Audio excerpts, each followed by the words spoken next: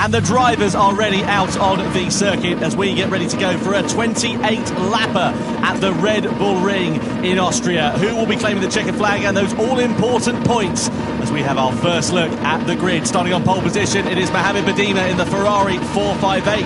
Porsche represented by Benjamin Hengste from Hungary on the front row of the grid. Daniel Fenton heads row 2 with Mercedes-AMG and Kylian Drumont in the Subaru BRZ alongside row 3 Thomas Laboutelle in the BMW M6. And then next up it is Paul Ura in the Mazda RX Vision Gran Turismo concept. Then it's Jose Serrano 7th on the grid ahead of Romain Rouge in the Chevrolet Corvette C7. Nico Romero heads Genesis's charge. He lines up 9th position with Daniel Penco, the Spaniard, alongside him. Next up, it is Mateo Estevez in 11th place. And 12th and last on the grid will be Coque Lopez in the Lexus.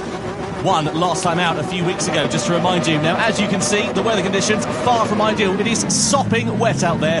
No choice for these drivers here, Jimmy, to start on the wet compound of tyre. No, you have to do that, otherwise you'd just be completely gripless for the first couple of laps or so. But Badima out front in that Ferrari, feeling fast, obviously, as he said a bit earlier on. So if you're him, really, ideally, you want to just eyes forward and try and build as big a gap as you can whilst the car is feeling good. Of course, tyre wear on as well here, so easy to burn these wet tyres if it gets into difficult conditions. But I think it's going to be a fun race this one, Tom. Yeah, we'll see what happens, because of course it can dry out. There is that possibility with the dynamic weather. Will someone go on to the intermediate tyres? Will they make a gamble and go straight onto the dry compound tyres? We'll wait and see what is going to happen over the course of this 28-lap race. But round 2 of the 2024 Gran Turismo World Series is about to begin. We're ready to go racing here in Prague as Mohamed Badima and Ferrari will lead the field across the line, and we are underway then here at the Red Bull Ring as we head up towards the first corner. Badima, Hengste, then Fenton, Drumont, Laboutelle. Don't expect any rash moves in towards turn 1, out of turn 1 into turn 2, and then the heavy braking zone of turn 3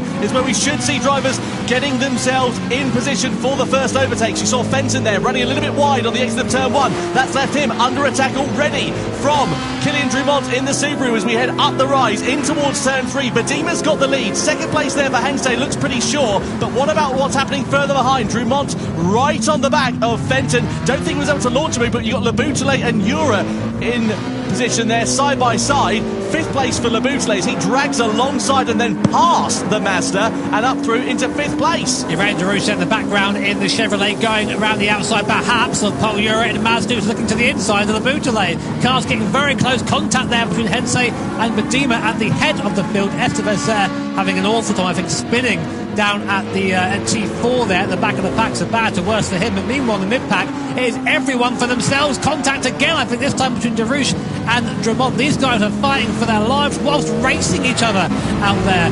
Horrible conditions to drive in these, but this really shows the talent of these drivers, and it shows the strengths and weaknesses of the cars too, as Drummond just struggles to get the throttle there out in the Subaru. Fenton hangs on in third for now. This, you can throw a blanket over these drivers, they're so close to one another. From third place back, Medema meanwhile pulled out a 1.3-second advantage over Hensei on this first lap. Then the cork in the bottle is Daniel Fenton at the moment, the Mercedes driver who we ride on board with, and we're not even at the end of the first lap. Out of the final corner we go then. Is anybody going to think about a lunge in towards turn 1? You'll be brave if you think about doing that, because it could leave you under threat in towards turn 3. Drummond, though, decides that the stress is the better part of Valor, looks for a half move up the inside, but eventually ducks back into the wheel tracks of the Mercedes. He's trying to line it up on the exit of turn 1 and into that braking zone of turn 3. Yeah, that AMG is just a roadblock right now. No one can find a way around. On board now with Paul Ura in that Mazda. Of course, highlighted by that rotary engine. Look in the mirror there in the bottom right-hand corner. You can just about see that BMW being pushing along. Paul Ura, the Bouteille on the outside. They all try and break off line. Just about managing to keep out of each other's way. Darush there, getting by Drummond. So Darush up into fourth place. Now Ura's following through as well. That Subaru really struggling on the straights here. And unfortunately, this is not a circuit. You want to have a car that's slow in a straight line. Yes, left him under attack here from Lebousley. Oh, moves under braking there. Drummond leaves no room for his countryman. Lebousley's going to try and rough it around the outside. I don't think he had much choice in the matter, but he's turned it into an opportunity. He's got ahead of Drummond, and he's almost side by side with Ura. Just has to back out of it again on the exit of that corner and duck back into the wheel tracks. But that was very close and aggressive racing. Ura's a little bit wide. That's left the door open for Drummond to go through into 6th place or 5th place possibly, but no, not for now. Drummond just sits there in 6th position, but all the while they're squabbling. Look at what's happening in front. Medema, Exe, all clearing off into the distance. They're nowhere to be seen. It's hard to overstate how difficult this is. Just driving around in these conditions at this speed is impressive in itself. Whilst trying to race each other, this is where these guys earn their reputation. So the Bouteille now, we're focusing on him in the BMW P7 in the pack, and there's Drummond as well.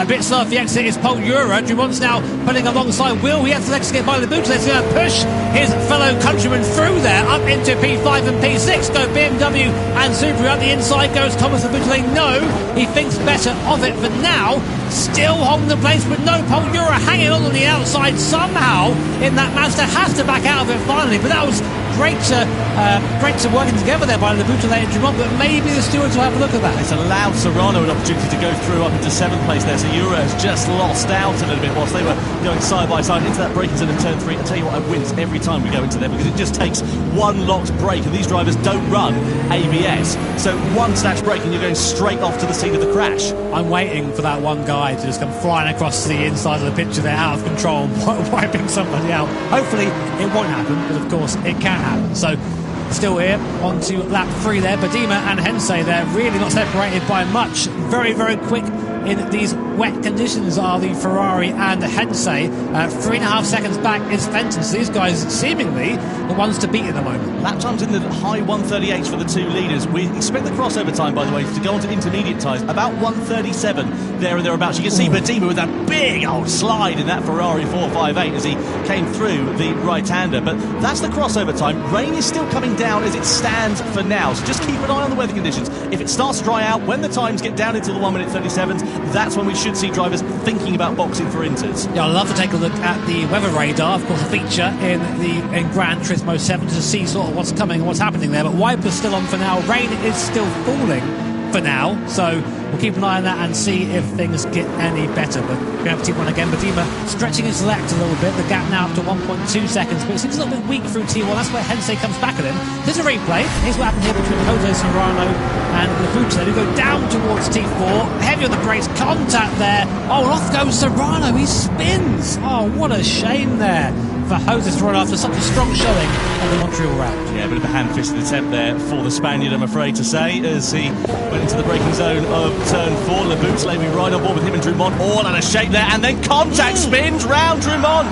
Oh, Killian, what on earth is going on with your 2024 season? He made a mistake in the Nations Cup, if you remember, back in Montreal, and it goes from bad to worse for him. He must have walked under a step ladder or, I don't know, something along the lines of that, you know, to the Black Cats or something today, because because it's just not working out at all. I love to see a replay of that, but I think like the Boutelet was quite heavily involved in that incident there. But we'll comment on that when we see more. For now, there you go, the stewards having a look at that. We have live stewards here at the event, straight into the action, straight into the investigation, and we'll get back to you as soon as we know more. But that does put, as you say, Kylian Drummond at the back of the back, and Coque Lopez will be happy with that because he's getting enough of a place out of it, but not moving forward. Someone who is moving forward is Estevez for Honda, up to P7 right now after starting from the back of the grid. So great racing so far from Estevez. Can he continue? We have a look at the weather radar in our commentary box, and there's a little bit of a break in the weather we can see coming along the way in a few moments' time. So if that does start to ease off ever so slightly, we'll keep an eye on things and see what happens. There is Nico Romero driving for Genesis. As I mentioned earlier on, Genesis podium for them in the World Finals at the back end of 2023 in Barcelona. Can they repeat that feat over the course of this year? Just to remind you, as we now see the weather radar, you can see there heavy rain at the moment, but it is going to start to break a little bit later on in this one. So if that does happen, or when that does happen I should say, then we'll see drivers changing their strategy and thinking on the fly. I love that we have that in the game. In real life, the weather radar is something you just don't like looking at, especially if you're in the grid. But anyway, here is a replay of what happened between Drummond and the Boutelet. So we're coming down to T4 there. A bit of contact on the way in. Is it something? No, he loses it on his own. No, he doesn't. He almost does. Yeah, and the contact there with the Boutelet just spins him around, but you can see all the way in. Really struggling with the rear of that Subaru, sorry. So I think that maybe that car just not quite the right car to be in these conditions. But still, we do want to come back from this Drummond, but back to the field for now. Unfortunate there for Kylian as he sits down at the back of the field in 12th position for now. There is Ense. Tell you what, he's keeping Bedima honest, actually, isn't he, over the course of this first few laps in both of their first races in the Gran Turismo World Series. They're driving like they've been here for a fair amount of time. You can see 4.2 seconds there and thereabouts over some parts of this lap that they put into Daniel Fenton, who sits in third place. You can see Labuschagne getting a 3-second penalty for that collision with Kylian Drummond. Well, we wondered if the stewards might have a look at it, and they have, and they've decided to hit Labuschagne with a 3-second penalty, which is going to drop him down to about 10th place there and thereabouts once he served it. I mean, yeah, it was fair. He spun Drummond, ended his race pretty much, so yeah, penalty there I think is fair in that situation. So meanwhile, in the mid-back, Paul Euro will be the first person to gain from the Boutelet's penalty. You can see that 3 seconds above the top of his car there. As he comes to the penalty zone, he will be forced to brake for 3 seconds. So you lose a lot more than that in reality. And then, of course, the time getting back up to speed again is massive, especially given around here a lot of high-speed acceleration zones. But on board with Paul Euro, looking flustered, I think, at the moment. Not looking like he's very comfy. That Mazda proving difficult in these conditions so far. Almost collects the back of the Boutelet there and picks up his own penalty. But we've seen a lot of drivers doing that, just sort of being off the corner, trying to avoid too much rotation, trying to get all in one hit and accelerate in one straight line instead of accelerating with a bit of lock-on, because that's an easy way of just getting traction that way. Just brought Estevez a little bit closer in that Honda there as well. That Honda's not been particularly fast actually so far this week, especially in these wet conditions. You can see Estevez struggling with the traction as he comes out of turn 4. Estevez's lap time, so if you look at it, and then he's matching the leader pretty much at the moment, so he's really quick as Estevez, so keep an eye on him. And we did say he'll come back through the field, didn't we? And here he comes now in that Honda in P7. I'd say the rear engine cars, the mid engine cars, having a bit of a better time at the moment than the front engine cars. Yeah. Snap of oversteer there for Euro as you saw him just coming through that right hander. His Labuschagne service penalty moves off of the racing line. Such closing speed they have as Labuschagne going to emerge back 7th place, a little bit higher up the order than I thought. Penko and Romero also under investigation for a collision as well. They're in 8th and 9th place, Romero and Penko respectively at the moment. Out of the final turn we go, and across the timeline. So it's all pretty quiet on the western front as it stands for now, but it's going to bubble up a little bit later. Where are we at in terms of lap times? We're still in the low 138s at the moment, so we're not close enough for a changeover. The rain is still falling down, but at a lighter intensity than it was. Let's have a look and see if we can work out what happened here with Romero and Penko into turn 4, downhill on the braking, Penko on the inside, bit of contact there with Romero. I don't think that cost them too much, really. That's all right, it's racing that one. Right, I say that, and the stewards are going to say, isn't that? Well, no further action. There you go. Finally, I've got one right. That's all this time. It's taken 8 years, how long it's been. Oh, Lopez there. Forgetting that it's the pedal on the left that slows you down. Well, you've got a clutch, I guess, but slows you down too. And back down to 12th place. He goes behind Kylian Drummond. Coque Lopez is struggling big time in that Lexus. Yeah, I wonder if he's going to try and launch an attack immediately on Kylian Drebon and get himself ahead. Down into the braking zone we go. Closes right up on the back of the Subaru, and it's just not working out at all here for Coco Lopez. He doesn't look comfortable. Look at the way he's driving. Look at his driving position as well. He looks tense in his shoulders, doesn't he? You can see him fighting the car, scrabbling for grip and trying to find performance that just doesn't seem to be there for the Spaniard. Yeah, it's important in wet conditions to sort of let the car move a little bit. If you're trying to put in this really big aggressive inputs, that's when the car has the biggest issue. It looks like he's sliding through this midsection here, so we have to hope for Koke's sake anyway, the weather does lighten up a little bit. Again, our weather radar suggesting that the rain's still coming down pretty decently at the moment, so we've got a long way left in this race. Lap 8 of 28 as Badima comes across to start lap 8. And here is a replay there of Coco Lopez. So this is going to be quite scary on board with Coco Lopez. They hit the brake pedal. Nothing's happening. They've got to get out of the way. Oh, you can imagine just a feeling there of, am I about to wipe something out? No? Okay, but I am now last. Yeah, that would make you twitch like a rabbit's nose, wouldn't it? Unfortunate there for Coco Lopez, and just about managing to avoid contact into turn 3. Now Serrano versus Drebon. Drebon starting to come together in this race. 8th lap out of 28 we are on here in the Manufacturers' Cup Grand Final. Jura versus Estevez a bit further up the road. Estevez now finding that pace. He got ahead of Laboutelet a couple of laps ago. Now his next target is going to be the Spaniard. So out of turn 3 and into turn 4 could be the opportunity that the Honda driver is looking for as he makes his recovery through the field following the difficult qualifying. Side by side we run. Estevez is going to be on the outside into the downhill braking zone. There's a bit of hip and shoulder and a bit of contact. That's going to run Estevez a little bit wide, but can he find traction on the exit of the corner to get ahead of Jura? Side by side they go through into the next left-hander. Estevez is going to have track position here if he can just firm it on the inside, but has he got the grip there to get ahead of Jura? No, Jura sweeps around the outside and holds on to 5th place. What an impressive drive so far by Estevez. This guy started in P11 and is up to P6 and challenging Paul Jura in P5. I think he's got the pace to get by, but Paul Jura, very experienced in Gran Turismo 7, just putting the car in the right places right now, but the pace isn't there for him. It's just a matter of time, I think. Drebon just losing a position there to Jose Serrano for 10th position as well. On board we ride here with Thomas Laboutelet.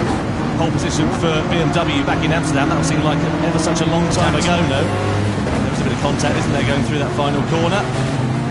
Estevez now under a bit of pressure. Meanwhile, Laboutelet versus Estevez as we come across the timing line to be in lap 9. Laboutelet with the inside line with track position, with the grip under braking, but does he want to get ahead of Estevez, or does he want to leave himself open to the opportunity into turn 3? Estevez runs to the curve on the outside. Laboutelet's going to try and pick up his slipstream here on the exit of turn 1 and then run it for a move shortly on the inside into turn 3. The Frenchman closes up onto the back of the Argentine then. Estevez defends track position on the inside and just holds on to 6th place for now. So nice, clean, fair racing in the mid-pack here.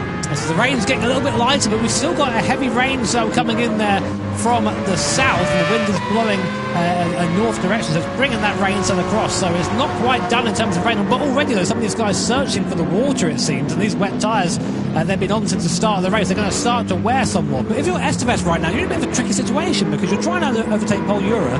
But if you do that, you put yourself back into the clutches of the car behind Laboutelet, and we've seen him, he's elbows out all the way as Laboutelet in this race. So definitely one to watch out for. But Estevez needs to try and focus and try and put a car between him and that BMW behind. You've got to be careful as well. You don't want to squabble too much because look who's going to clear off into the distance. Paul Jura doesn't need a second invitation to build a bit more of a gap over those two drivers, and Estevez there wide on the exit. That could leave him under threat from Laboutelet. Maybe not into these last couple of corners, but perhaps across the timeline and into turn 1 again. I was going to say, speaking of turning off into the distance, the leaders now are a 5 seconds ahead of the rest as Laboutelet dives up the inside of the last corner. Not usually a place to see an overtake there. Up into 6th place goes Laboutelet. So that was a nice move there, but these guys have been sort of bashing and crashing into each other a little bit, so we'll see if the stewards have anything to say about any of the racing. To me, it's all fair racing right now. Great move by Laboutelet, but now the question is, can you make up the time to Paul Jura in front? The gap now about 1.8 seconds, just about out of the slipstream range. It's going to be all power from that BMW, which we know has got plenty of as it bears down on the Mazda in front. But yeah, Badima and Hensei, first and second, 6.5 seconds ahead of Fenton for Mercedes in third. So it's good for Ferrari and Porsche right now. Well, hugely impressive as well for Hengse to just stick it onto the coattails of Medina, not launching any moves, not getting himself into any trouble, just keeping himself there ready to try and pounce. Let's have a look here. Esteban, he just ran a little bit deep, didn't he? And then Laboutelet said, thanks very much. There's a tiny bit of contact out of that penultimate corner, into the final turn. Laboutelet up the inside and through into 6th position. Didn't need a second invitation there. His next target will be trying to close up onto the back of Pole Europe, 5th position. Meanwhile, back at the front, you've got Medina and Hengse still close to one another. This has been the story of the race. It is a little bit closer than it was last time around, so I wonder if Hengse wants to just try and lead the race at this point lately. Might be a mistake for Medina as well, of course. That gap is now down to only a tenth of a second, and that turn, Hengse makes the mistake, gets onto the silly part of the circuit, recovers it well. But that would have been a nerve-wracking moment there for Benjamin Hengse and Team Porsche. The gap back up now to 6/10 of a second, much to the delight, I'm sure, of Mohamed Medina in front in that Ferrari. But we're seeing the pace. We're seeing the pace come through now for Hengse and Team Porsche. That's going to be a wake-up call, I think, for Mohamed in front. Okay, cool, right. This guy is quick behind me now. I need to focus. I can't be making silly mistakes and letting that gap come down again. I tell you what, I can't remember the last time we saw a driver, though, come into the Gran Turismo World Series and just perform as well as Mohamed Medina has done, and also for Benjamin Hengse as well, actually, for that matter. These two have just been parachuted into this season, and it's like they've been here for years. Yeah, they've done amazing so far, but the race is far from over. And to prove that, here are people squabbling for position in the midfield. Romero and Benko looking up the inside of that Genesis. Not going to get a good run off the corner there. Here comes Kylian Drumont in the Subaru trying to recover after a spin earlier on. But again, just hasn't quite got the legs in that thing. Any corner exit, any acceleration zone, it just goes backwards. It must be so frustrating. But that is the Manufacturers' Cup. Not all cars have the same strengths in the same places. And there's Drumont, big dive up the inside. Penko there also having contact with Romero in the Genesis, and there's still contact, nearly spinning out. Penko is Drumont. They all seem to somehow get out of the corner, but that was a bit of a mess down there. That's the thing, is when these cars are driving on the limit, as they are in these conditions, you could push them round with your little finger, basically. They are just on the ragged edge of adhesion. You can see Penko has now lost out here to Jose Serrano, who's having something of an anonymous race, it must be said, in that Toyota. Let's have a look at the lap times. Where are we at in terms of that, the weather? It's still in the sort of mid-138s. Nothing really to write home about. Certainly not change over to intermediates time for the drivers, despite the fact the rain has definitely decreased in intensity. So we'll keep an eye on that over the next few laps or so and see how this circuit develops, whether the pace does start to pick up. There'll be a couple of drivers out there really, I think, hoping for that penalty. Laboutelet giving another 1 second penalty. Do you reckon that was for that little bump into the last corner? Because that would have unsettled Estevez, and basically you refer to it as a bump and run, which if you're driving a stock car is great. Here, not so much. So that may be for that. We'll come back to you when we can confirm that entirely. But another penalty for Laboutelet. He's costing himself here a good result. Yeah, he's been in the water a little bit over the course of this race, hasn't he? Let's be completely fair. We're still not quite at the halfway stage of this first race. There's plenty of action left to come. You can see Nico Romero there, just up ahead of Kylian Drumont. 8th, 9th, 10th then for Romero, Drumont and Serrano as it stands for now. Laboutelet though with that 1 second penalty, that's going to drop him close to the likes of Estevez and Romero, so they may fall into the distance of that, because it's not only the 1 second that you lose from the penalty, it's also the fact that you've got to get yourself back up to the same racing speed as the rest of the drivers. You can see he's right on the back though of Pole Euro as we head through this middle sector of the lap. Euro doesn't want Laboutelet to try and get himself involved in the action, because that's going to cost him time. You can see there, cue the Jaws music, Estevez, Romero and Drumont all not far away from this. Bobby is over there signing autographs casually, but here we go then. Penalty being applied to Laboutelet in that BMW right now. Can Estevez make the most of it? It's going to be over speed a lot quicker, right onto the back of that BMW, but not quite close enough to make the move at that point. And I tell you what, Estevez will be ruined that. He really wants to get by Laboutelet. He had that pace, but as you say that, since Laboutelet got past, he did manage to open up a little bit of a gap. So maybe the charge starting to wane a little bit there for Estevez in the Honda. So across the timeline we go. Medina, Hengse and Fenton still your top three as it stands for now. Nose-tail racing here though in this mid-pack of this one. Keen to see what is going to happen here. You can see Drumont now on the recovery with Nico Romero just up at the sharp end of the field. You can see them also on the left-hand side of your screen. Drumont up at the top, Romero down at the bottom. reverse of those in positions on the track at the moment as we go through the left-hand keep. This is turn 2 technically, and then this braking zone just after. This is into turn 3, and we've seen a few drivers making a bit of a meal of it, it has to be said. You can see Romero there really slow actually on the apex of the corner, allows Drummond to close right up onto the back of him. Interesting strategy there for Drummond, taking a high gear and just nailing it out of the corner and hoping for the best. Maybe better than trying to play with the throttle and having that wheel spin moment that we've seen so many times from these guys coming out of the slow corners. As we come through again now down to T4, and still rain coming down for these guys at the moment, so still having to deal with this, still having to deal with the conditions there, as Padima has actually just about spread the gap a little bit to Hensei up in the lead. You can see there are live audience there enjoying the racing as of now. Manufacturers Cup now, Nations Cup a little bit later on today, so lots of racing for you Gran Turismo fans at home watching. And there is our weather radar, and after I think this the last cell of heavier rain, I think it looks like we're starting to clear up a little bit, so we will see. Of course, the weather is moving all the time, dynamic weather conditions here in GT7, so lots of possibilities still to come. And speaking of those possibilities, Jimmy, for the likes of the Labutale, Estevez, who are a little bit further down the order, do you think they'll be a little bit more inclined to take that risk? Because we see Drummond now getting close onto the back of Romero, not quite going for the move. But yeah, just go back to that point, do you think that they might take a bit of a gamble? They've got less to lose. Yeah, I think so. I mean, the moment, if I was one of those guys, the moment I saw contact there, between Drummond and Romero, nothing seemed to come from it there, but just showing that braking performance of that Subaru. You see on the brakes, Drummond is a demon. It doesn't matter. You can't do anything with him when he comes off the corner.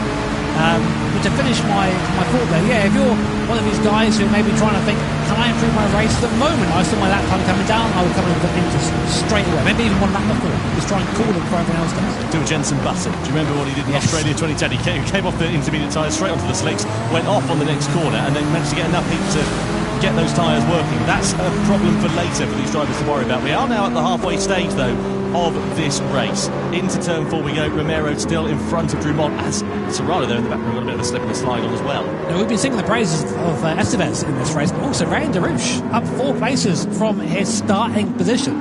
The second best of the front engine runners to Fenton, who is, I think, just sort of found his pace now, found his groove, and is actually starting to go back towards Hensei in front ever so slowly. It actually looks like the charge of Ben Hensei in the Porsche is starting to slow down a bit as Drummond goes up the inside of Romero at the S's there. They're now side by side coming up to this last couple of corners here. Drummond on the inside, Romero on the outside, but Romero able to drive straight back past him again. That must be so frustrating if you're killing Drummond. What a shame there for Drummond. He's doing nothing wrong at this moment. And look at the exit. He's got out the corner, pulls alongside Romero and easily gets ahead. But is that going to leave him vulnerable into the next heavy braking zone of turn 3? Side by side they go down the start-finish straight. Romero's going to go for the long sweeping line on the corner of turn 1 and try to use the traction on the exit. Gets a bit of a slip and a slide on Drummond, pushed to the sausage curb on the outside, and again side by side they go. Romero on the inside, Drummond's on the outside, and Romero in the Genesis with greater straight line speed just powers past the Subaru. Nothing Drummond is able to do. Into the braking zone of turn 3, closes up once again, gets very deep on the brakes, tries to switch back on the inside, gets himself ahead. That might leave an opportunity here for Serrano to come into play as well. That's what he needs. He needs that. He needs someone else in between him and Romero. Serrano dives up the inside in that Toyota, but Drummond, even still, that amazing exit, is still struggling to try and make the gap heavy on the brakes. Now, this is where Drummond's got to make the difference. He's got to be quick in this middle sector. If he can get free, I think we're going to see him pull up to the back of Labu today. He just needs to be on his own, and he's made it. Look at the difference in speed there as Serrano gathers it up from a slide mid-corner. 100 mile an hour plus slide. These things are scary, I can tell you that for sure. But going for his middle sector, Drummond just disappearing now from Samara Romero as he is finally unleashed. Romero was so wide out of turn 4, he was almost off into the car park at that point. He wants to get it back online and gather it all up, but it really could have cost him quite dearly indeed. He's now got to redo all of the hard work that he was trying to do on Serrano a few corners ago. In towards the penultimate turn we go.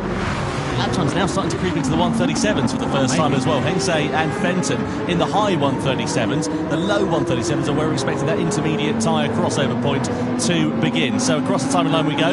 Ura and Labusle under investigation. Let's have a look here and see what happened. Ura's late on the race. This is down into turn 4-3, isn't it? And, yeah, up the inside. That allowed Estevez to go through. I mean, he was there for a long time. He was alongside. I know he came from a long way back, but they were side by side, and the bootleg still turned in. So I don't know if he got there. I think that's fair, but it doesn't matter. They're still going at it. You're at the inside again, trying again, but the bootleg will have the better traction on the outside. We think so anyway, but you're actually managing to outpace, it seems, the BMWs wheel to wheel, side by side, coming down to the next corner. It's a downhill braking zone. We'll be on the outside really for the grip here, and the bootleg there just a bit more confident in the brakes, able to get the move back past again and up and back into 6th place. I love that Euro's got the indicator on as if he's signalling that he's going to move over to the left-hand side of the circuit. Can he launch an attack here on the bootleg into the next corner? No, not quite. Just sits in the wheel tracks of the BMW for the time being. I think we're getting... Look, is that a dry line? It's drier than it was. It's drier than it was, wasn't it? Look at them. They're using the outer parts of the circuit to try and cool those tyres down. They don't want to be on the normal racing line because there's no standing water on that part of the track. It can't cool the tyres down enough. Yeah, it seems that they're really struggling right now. I think if I saw Hensei, I mean, the times are 37.8, 37.4 from Hensei. If I was someone on track right now and I was struggling, that's my right. Okay, I'm coming in. I'm putting those inters on, and I'm gonna chance it because the weather radar that we have, you guys can't see it right now. We have it here in our booth. We can see that there's a bit more rain coming, but it's really, really starting to dry out enough that these cars are now starting to move that water off the circuit and create a drying line. So really, as we come into lap 17 of this 28-lap race, it's all going to unfold and start again. Who's going to make that first gamble? Who's going to go to that intermediate compound tyre first? And who's going to reap the benefits of that? So, who is going to roll the dice then? Let's see what happens. Surely at the end of this lap, some of the drivers that are a bit lower down, they've got to come in, they've got to take a gamble because it's their opportunity to try and use that pace advantage that they may have from switching onto the intermediate tyres. I don't think anyone's going to be quite as bold as to go onto the dry tyres, but if you look at the weather radar though, here's Jimmy, there's not much rain on the horizon, not much on the forecast. Do you just chance it, stay out on the wet tyres for a little bit longer, then go onto the dry tyres at the first available opportunity and try and miss a pit stop? Because what are you going to lose? What, 10, 12, 14 seconds maybe from a pit stop? Yeah, I think so, but I mean, you have to, surely. I mean, the difference in tyre and speed between the two tyres is pretty significant, so you really have to think about that. And yeah, again, looking at the timings, I mean, the worst person to be right now is Mohamed Badima, because you're out front, you're the one basically giving the info to everybody else. This is where it gets really difficult. But if I was Coque Lopez, I'd be like, you know what? I'm coming in right now. Why the hell not? I'm 26 seconds off the lead. Make a gamble. Yeah, well, he's got nothing to lose, hasn't he, Coque Lopez? And I'll tell you what, the gap for the race lead has come down a little bit. Yeah, let's see who has come into the pit lane at the end of this lap. We look at the Labuse lane, Matteo Estevez in the Honda has come in for another set of tyres. Now, which way is he going to blink? Is he going to go onto intermediate tyres? Surely that's going to be where the sensible money is for the Honda driver. Or does he just gamble and go straight for the dry tyres? I don't think he'll be able to get the heat into them. Let's see which way the Argentine goes. Yep, it is onto the intermediate tyres then. So, nicely done for Matteo Estevez in the Honda. Exits out of pit lane, and he is the first driver in the now drying conditions with 9.5 laps remaining to change over onto the intermediate tyres. So now everyone is going to be watching Matteo Estevez and what his pace is like. You can see a little bit, of course, lap time and like when you're driving around here in these live events. So if Estevez now is starting to set purple lap times, purple sector time, you're thinking, right, okay, now is the time to come in, now is the time to switch to that compound of tyre. Someone else who might consider that, these guys, Dumont and Serrano, a bit further down the field than they would usually like to be, but we know these cars are strong in the dry conditions, and the track is starting to go that way. More importantly, Badima, Hensei, who are coming round to the last sector now, will they see that Estevez is coming? Will they go for the gamble and go into that intermediate compound tyres? The times now, we're starting to almost see 36s from the front, and we think the crossover is about a mid-37, so maybe it's time. Who knows? Let's see. They're coming to the last corner now. Badima comes in. 0.3 of a second separate those drivers. Badima does come in then off of the wet tyres. He's going to surely go onto the intermediates. That releases Hensei into the lead. So Badima is the first driver to blink. He was the first driver to get there, of course, and he'll be feeling the conditions out. You can see the rain is still coming down, albeit in a lighter intensity. Surely it's going to be the intermediate tyre, and it is for Mohamed Badima then. So the Ferrari onto the intermediate tyres. He's the second driver to blink and go on to that quicker compound at this stage in the race. He's starting to fan himself. He's feeling the pressure. He is. I mean, we say first driver to blink, the first driver driver at the head of the pack to go to those intermediates. He comes out right behind Ray and Darush. So this is going to be interesting for him.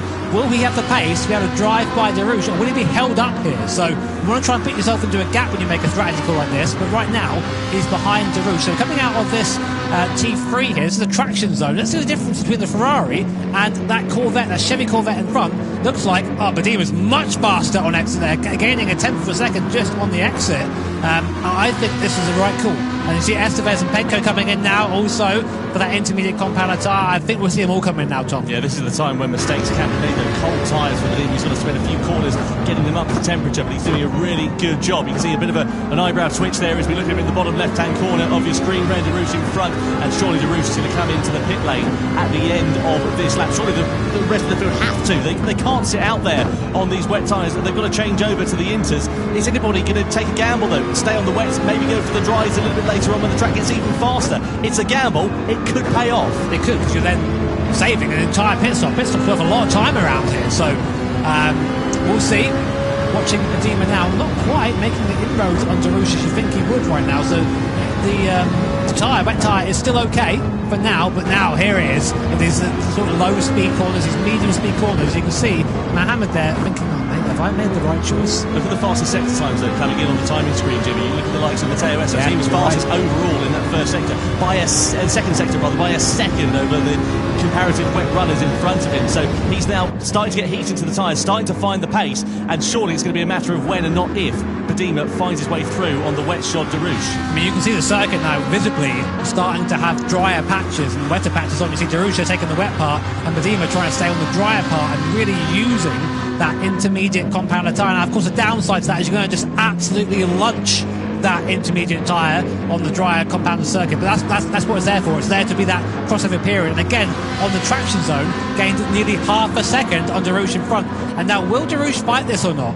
Because if he's staying out, that says to me he's going to go right immediately onto the sixth. So Badima, as he goes, easy pass there for Badima, not quite though. The strength and the Corvette there, big speed. Go on, sorry, Tom. Look at the sunshine though in the distance. That's going to dry the track out even more because we're now starting to see the weather changing even more. Badima right on the back here of Darush as we come through this left-hander. He's got more traction, he's got more grip, he's got the opportunity on the inside. Darush tries to defend the position as he's rightful to do so. Can Badima firm it around the outside? It's risky going through there, but Badima's got track position. He's got third place for the time being. He's going to have more grip under braking into the penultimate corner, and the former race leader Mohamed Badima on the intermediate tyres is now up into third place. But now he needs to catch Hensei and Fenton, who have both chosen not to pit here. So, as you say, Tom, they might just be roughing it out on that wet tyre and hoping for the best. We'll take a look at lap times. I mean, this is not really going to be a representative, I think, of the pace for Badima at the moment. Still does a 34.7 whilst passing. Sorry, Tom? Yeah, you should say Ura and Romero also into the pit lane there. Where are they going to go, though? That's the question. They're going to go wets onto winters. They are. Yeah, I wondered if someone might just take a bit of a gamble and just go onto the dry tyres, but they're playing it safe at this stage. He does. Romero goes soft. This could be a massive decision here. Nico Romero for Team Genesis decides to play a hand. He's going for those soft tyres. So let's see how he does. We'll watch his sector times eagerly and see how he gets on. But here he is out the pit lane now. Can he get up to speed, or is it going to be just a mess? So he's going to be going straight over to that drying line. We'll see how he does, because the guys who've taken the intermediate tyres already will have to stop again and go to those softs. This could be everything for Romero and Genesis. This is bold from Romero and for Genesis, but they've got nothing to lose. They weren't really featuring in the podium battle, and this could be an absolute masterstroke if the rain isn't going to come down. You can see the sunshine now bathing this circuit, and the dry line getting even more prominent. And of course, the likes of Badima, he might have to firm it out on the intermediate tyres and move over to the wet parts of the track, so it could go from being an advantage for a few laps into a disadvantage depending on what Romero does. But I tell you what, he is a brave man to go out there, take a gamble quite like this. We've got to keep a very close eye on the lap times. You can see though now a very prominent difference between the wets and the intermediates. Fenton and Badima 0.7 of a second quicker for the Ferrari compared to the Mercedes in second and third. I don't think it's enough though, Tom. I don't think it's enough at this stage. Romero, so let's look at his second sector, is comparable to those on the wet tyres. A little bit faster actually. The intermediate tyre, definitely the fastest tyre right now, but will it be Darush as well, opting to come in for that soft? The Boulay and Serrano and Coca Lopez then, are they all going to go for that soft compounded tyre? Did Mohamed Badima blink a little bit too early? Well, we'll see what happens here as Darouche crawls his way out of the pit lane. He's going to have to be very careful off the racing line to not spin up those slick tyres and try and get some heat into them. Moves over to the drying line. That's going to leave him under attack here from Jura. So Darouche now behind the intermediate shot. Estevez. Now this will be a real test because Darouche has had good pace. He's on the soft tyre. The two drivers sandwiching him at the moment, both on the intermediates. You'll expect Jura to be quicker. Look at what grip he's got under braking, especially into turn 3. And out of this corner as Darouche tries to get those softs up to some operating temperature. Jura here is on the inside. Darouche, I'm sure, is going to be a little bit defenceless at this stage, but he's not taking it lying down into the braking zone of turn 4. Has Jura got more grip under braking? He certainly has. He dives to the inside in the Mazda. Darouche has got no answer for him at the moment, but there's still a few laps left. There's still 5.5 laps for this to come the way of Darouche and Leboutelet and the likes of Romero, Serrano and Lopez, all of whom have gone onto the dry tyres. Isn't this crazy? We have every compound tyre currently on the car. Hensei finally opting to pit in. He'll go surely to the soft tyre. There's no other option at this point for him. The track is still dry, nothing on the weather radar coming in. Fenton opting to stay out again. This is going to promote Badima back up into yet soft there for Hensei. So this is going to be a crazy finish. We're going to have to check the gaps once we get them go through the sectors. But right now, Badima 1.7 off the lead. Hensei back out on that soft compound tyre. Where does he come out? Kylian Drummond, who's not pitted, is still in P4 at the moment, just behind this battle. And the gap is about 10 seconds between Fenton, the leading car, and Hensei, who's just come out of the pit on the softs. So 5 laps left of this race. This is going to be the longest 5 laps of Badima's life. He has got to drive so carefully to keep those intermediate tyres in the right operating window, depending on if those soft tyres that a lot of other drivers are on, the likes of Hensei, etc., are going to be able to try and close up. So I've checked the timings. Romero is the fastest man on circuit right now on those soft tyres. The soft tyre is a tyre to be on. Look at Darouche on the inside of Jura then. Soft tyre there for Darouche. He's got some heat into it after just 1 lap. He now deposes the Mazda down into 7th place, and his next target is going to be Matteo Estevez. He's going to drive by him like he's standing still. But importantly, is there enough time? Is there enough time left? There's about 6 laps left here. You need at least a second of that plus the overtake for Hensei. He's the one we're watching right now in P3 to try and catch Fenton and Badima. So right now, Estevez, Darouche and Jura, all of them, Darouche on the soft tyre, Estevez and Jura on the intermediate tyre. For this middle sector, you can see Darouche just hasn't quite got the speed. Jura can go around the outside, but as soon as he hooks into that dry tarmac, that Chevrolet just absolutely takes off. Fenton coming in too late for Fenton. He's really going to lose out here, I think. Yeah, I think you could be right. Could possibly cost him a podium here as we look at this battle. 3 drivers all squabbling for position on 3 different compounds of tyre as well. Darouche then on the soft, Jura and Estevez on the intermediate tyres. Through the final corner we go. Darouche with more traction, more speed underneath him. He's going to out-drag Jura for the time being as we come down this start-finish straight though.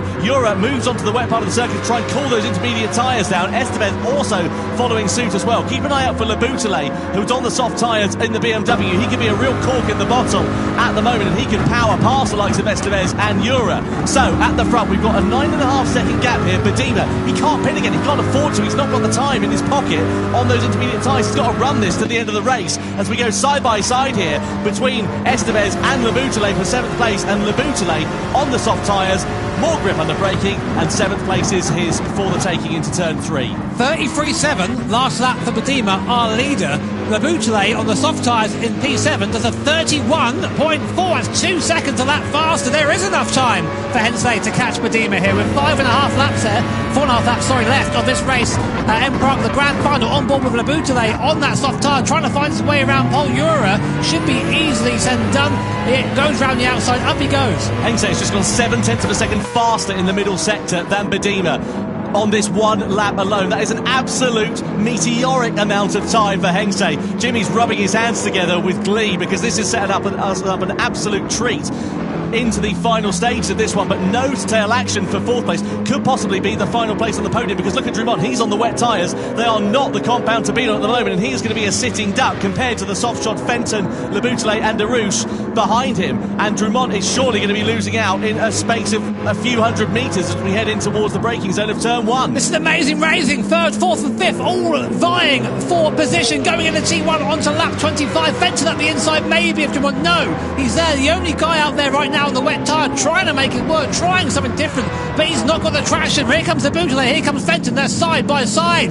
Coming up now towards T2 and T3, the Beaujolais almost pushing Dumont. We've seen that road, DeRouche, a 5th place. Look at the speed of the Corvair. To the inside goes DeRouche. Oh, it's contact, Fenton's gone.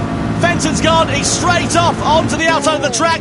Dumont with nothing going as well, no grip for him on the wet shod Subaru, and unfortunately for Daniel Fenton, he's put in a brilliant race in his debut event, and it all comes to nothing sadly for him. Meanwhile, at the sharp end, the gap up to nearly 10 seconds as we see Euro versus Dumont side by side. This will be easy for Euro because he'll have more grip under braking on the intermediate tyres, but Hengse made a mistake on that last lap. He was quickest overall in the second sector, but the third sector he must have made an error because he was about a second slower than Badima last time around, and that could be the catalyst which may cost him a chance of victory. But did you see Ryan DeRouche there, Tom? He went from, I think, 6th or 7th to 3rd in one corner. Amazing run there. However, the stewards, not so happy about that. I wouldn't be either if I was Fenton. Here's a replay. Look at DeRouche. He's in 6th place right now. Super close. Makes the most. Goes around the outside of the boot. Goes from the inside of Fenton. Breaks into the contact. Hits this. Oh, this is all messy. I think, you know what I think happened?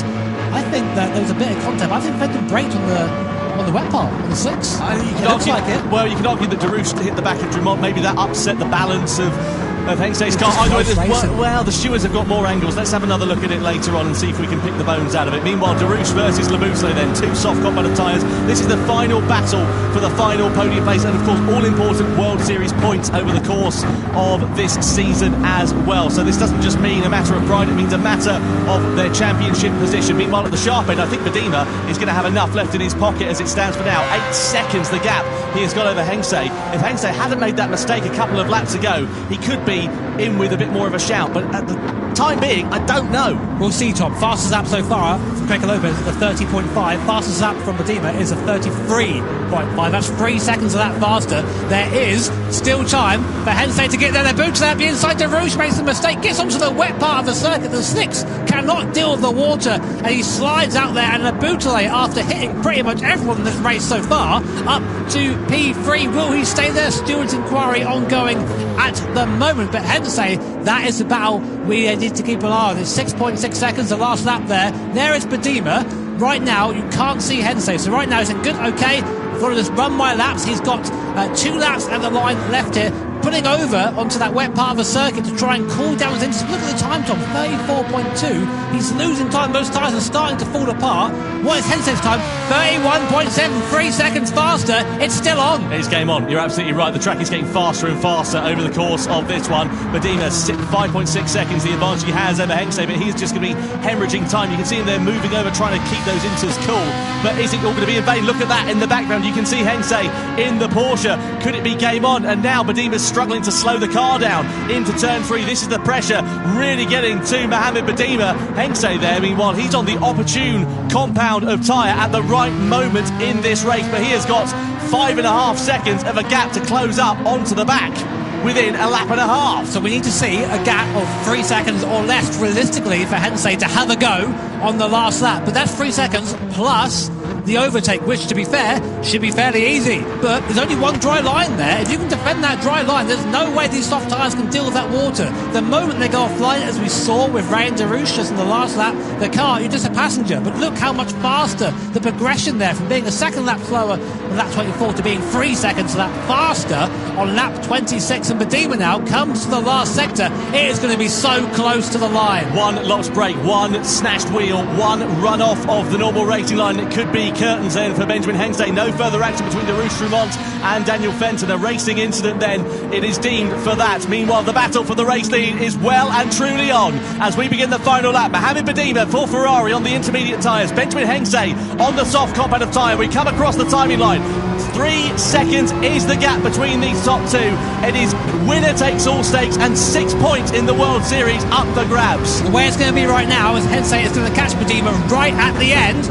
of the last lap. Badima will know that Hensei is coming. He'll have one eye in the mirror, but he needs to focus forward if he wants to take this for Ferrari. This will be by far Ferrari's best result here in the Manufacturers' Cup if he can just hang on for half a lap more. But look, the gap now down to 2 seconds. Crucially though for Hensei and for Badima, Hensei is out of slipstream range at this point. He's not close enough to launch an attack at the moment. He'll be close up right in this middle section. This is going to be a real Achilles heel for the intermediate shot Ferrari through these medium speed left-handers here. Yeah, this is where the Ferrari's going to struggle the most. This is where Hensei can close the gap. 1.5 seconds now is the gap between Ferrari and Porsche. He'll be victorious here in Prague. Only a few more corners left. Can Badima hang on? Labuschagne and Darous under investigation. Darous is down to 9th place. There's clearly something's gone on between those two drivers. Badima driving. He's got a few corners remaining, but the gap is now under a second, and Hensei there can sniff the opportunity of victory. It's within his grasp. Badima moves over off the racing line. There's 2 corners now remaining. It's Ferrari versus Porsche. It's Badima versus Hensei. It's winner takes all stakes. Badima goes to defend the final corner. Hensei goes for the move on the outside. It's a drag to the line in the Manufacturers' Cup. Is it Badima and Ferrari? Is it Hensei and Porsche? Badima has done it! Fantastic! Mohamed Badima wins for Ferrari in Prague in the Manufacturers' Cup Grand Final from Benjamin Hensei and Thomas Labuschagne. I tell you what, a longer final lap any other circuit and Badima would have lost the racing lead. 0.0092 of a second separating Ferrari and Porsche at the end.